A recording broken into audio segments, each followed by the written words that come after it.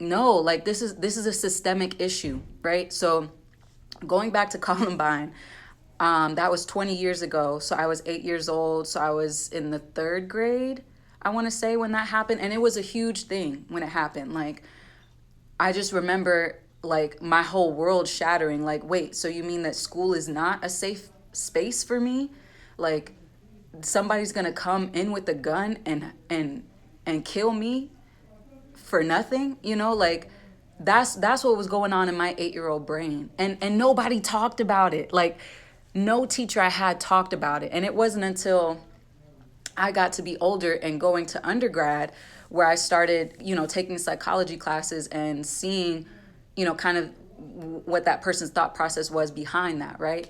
And let's take away the idea of like race for a minute, and like, oh well, certain people are considered terrorists and certain people are considered mentally ill. Let's take that out of the equation for a minute. Everybody's mentally ill that does this shit, right? So whether they be white or black or any other race, but there's an underlying issue. You have kids that are spending more time with me as their teacher than they're spending with their parents, period. Right? But most of the teachers that you have, I consider myself a little scrappy, but most of the teachers have already like glazed over. There's no turning back once you get that.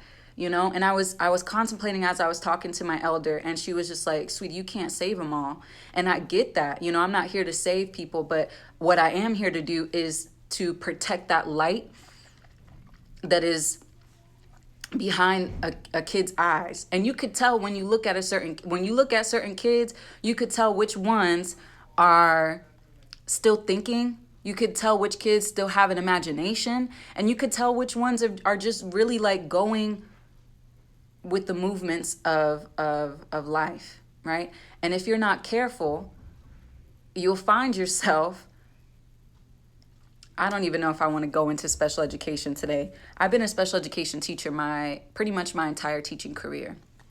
And we talk about the school to prison pipeline, but we don't talk about the special education to prison pipeline, which is even, to me, more prevalent than general ed. Not to say that, shit doesn't go down in general ed, but you look at what's the alternative, right? So let's say a kid lights up in the bathroom, or even let's say a kid spazzes out and hits his teacher, right? They're either going to ISS, in school suspension, or they're going to alternative school. And if they hurt you, and if a kid hurts you bad enough, they're going to DAEP, which is basically juvenile school. Okay.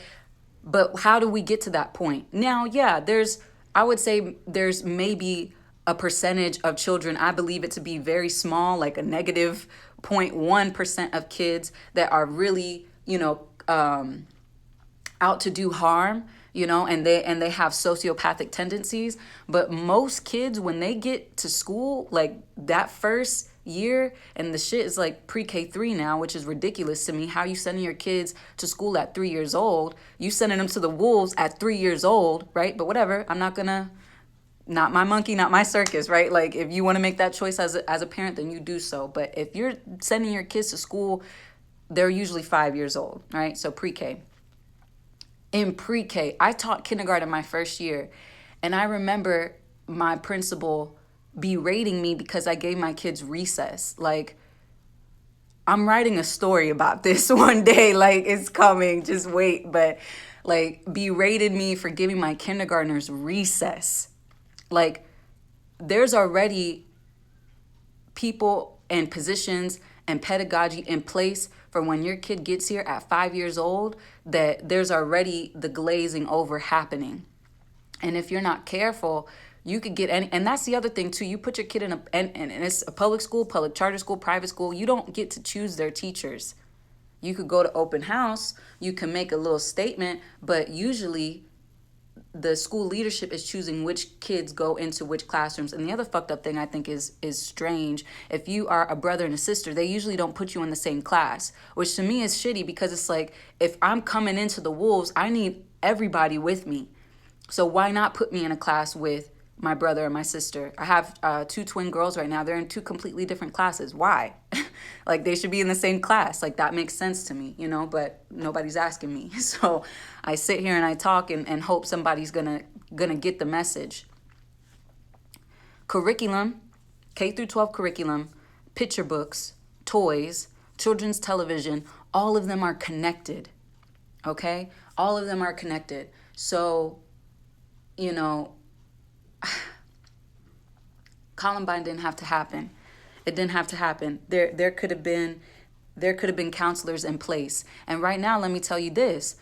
Yeah, there may be counselors in schools, but they're not counseling your kids. They're working on testing, they're working on scheduling, and they're working on any other bullshit that the principal tells them that they need to work on. Think about that.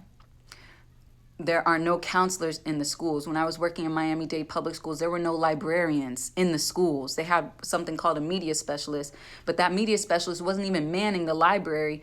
They were filling in for other teachers. They were filling in for testing and all this other shit that has absolutely nothing to do with literacy, right? So if you live in an area where the property taxes are high, maybe you have a librarian. If you live in them where they're low, the principal of that school has to pay out of their pocket for that librarian, right? So you have spaces that could be activated within schools artistically, by the community that are sitting there collecting dust, you know, and Columbine didn't have to happen. Parkland didn't have to happen.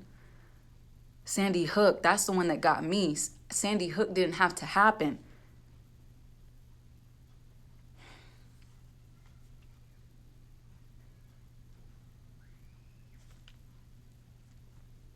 I've never met a racist kid in my life.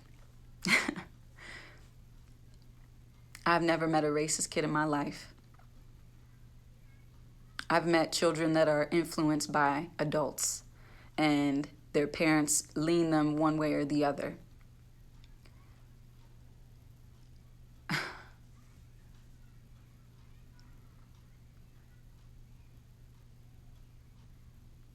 I hate doing ARD meetings, admission, review, and dismissal. Those are the meetings where we get the IEP together for special education purposes. The IEP is an individualized education plan. I hate those meetings. You want to know why I hate those meetings? Because it's all about what the kid is not doing. It's all about their deficits. It's never about how good they are at something. It's never about, oh, you know what, they got dyslexia, but guess what? I got a Picasso on my hands. I have a kid right now, Susana. Her people are from Campeche, Mexico, and you know she's telling me about the different issues that her family deals with citizenship, and she's telling me about all the things that she has to deal with when she gets home. But guess what? She has a loving mother, and her loving mother takes care of a lot of kids in the community. That's a strength of hers. I sit here and we talk about George Orwell, 1984. Like, she's in the 5th grade. like what? Like, she's reading The Hunger Games and she's talking to me about how this shit looks like Hollywood in the book and how it's based upon Hollywood. And her mind is going into spaces that I wasn't thinking about in the 5th grade. And me as a teacher, I only see her for 45 minutes. I'm not her general ed teacher. But those 45 minutes, I'm going to make sure that I'm completely on for her because I see that fire and she has to protect it. And I intend on giving her a book of poetry before I leave this school. We got 5 more weeks left before the semester is up.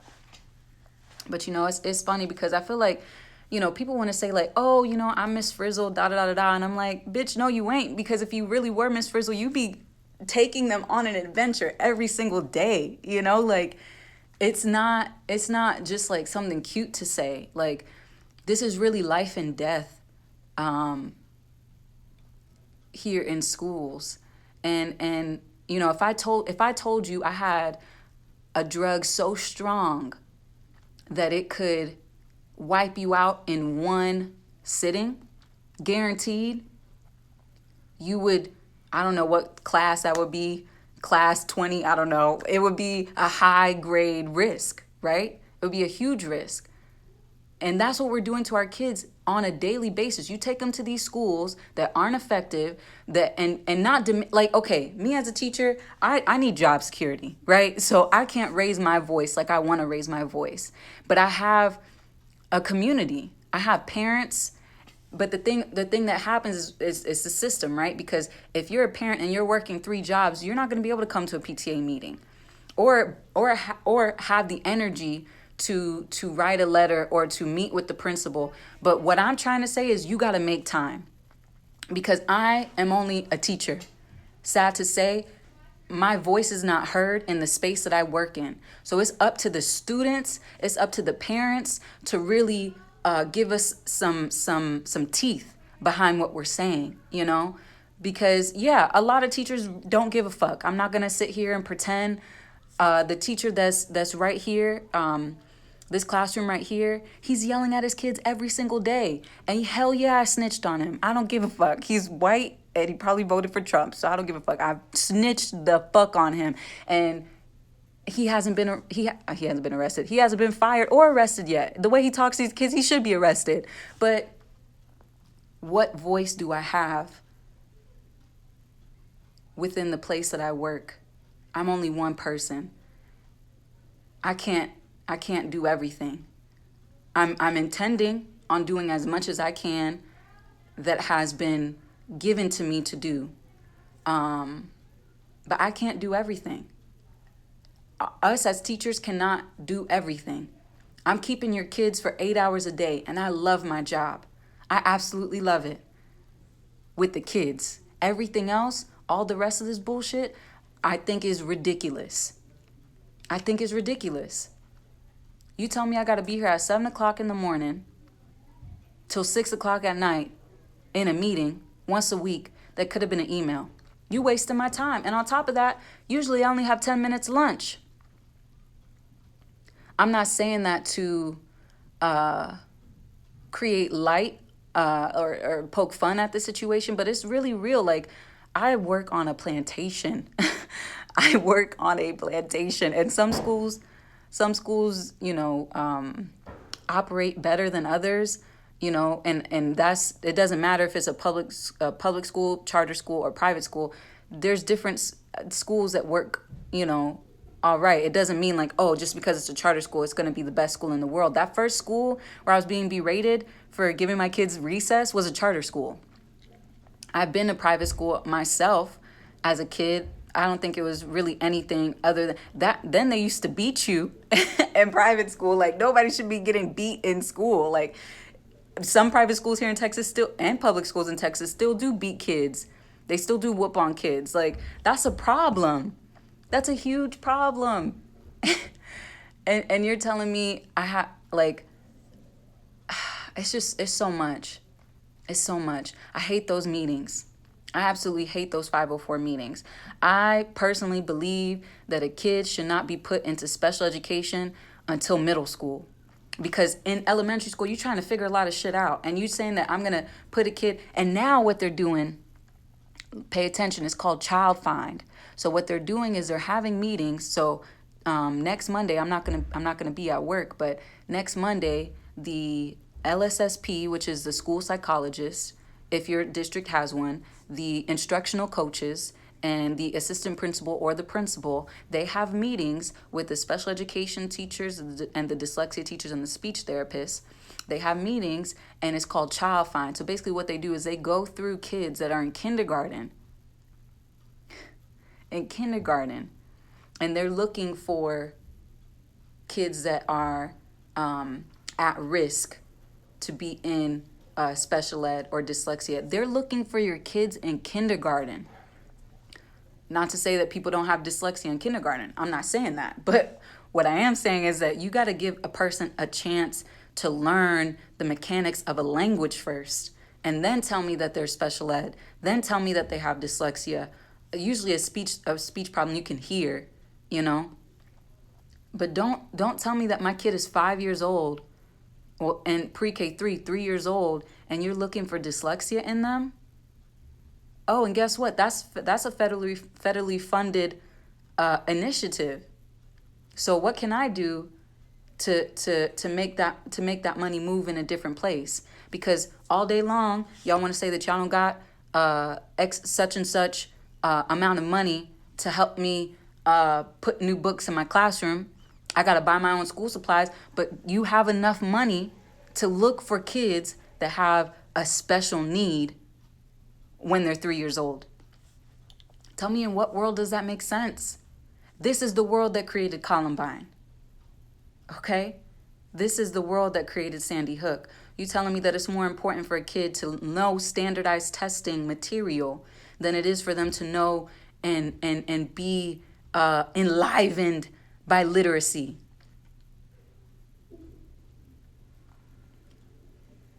I don't know what I'm doing a lot of days in this job.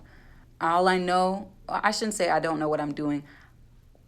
Everything outside of this classroom has absolutely nothing to do with me.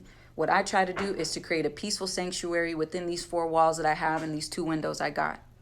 That's what I try. And I'm sharing a classroom with somebody this year. I absolutely hate sharing classrooms because you also have to deal with their energy. And I hate that, but whatever. It is what it is. Within my four walls, within my side of the classroom, this is my sanctuary. And I try to keep it as peaceful and as compassionate as possible, because I recognize that outside there is a jungle. And it's like and kid, I would say there's a lot of kids that are smart, but to the grand idea of it all, most kids don't know what they're walking into every single day. And the beasts that lie in wait, there's people that come into this profession because they want to prey on children. Like, let's be real about that. Me Too, all that bullshit is, excuse me, not bullshit, all that stuff is great, but that bullshit is also happening here in schools every single day. The second district that I worked in, Edgewood ISD in San Antonio, that year, I was there for 1 year. I taught resource special education. I found out the next year all of these men, I don't think there was any women in the transcript, but all of these men got arrested because they were having sex. They were having sex with their students at Kennedy High School. Look it up. Like, what? What? And I thought about that the year after. I'm like, how many of these men's hands did I shake not knowing what they were doing? How could I have been more perceptive to what was going on? None of this happened in the school that I was at, but like it was like a big sting operation with like many teachers within Edgewood ISD. And this is my 6th year doing this, and maybe I feel a little bit more comfortable speaking on these things now. I'm literally working at the elementary school that I went to as a kid, 4th and 5th grade.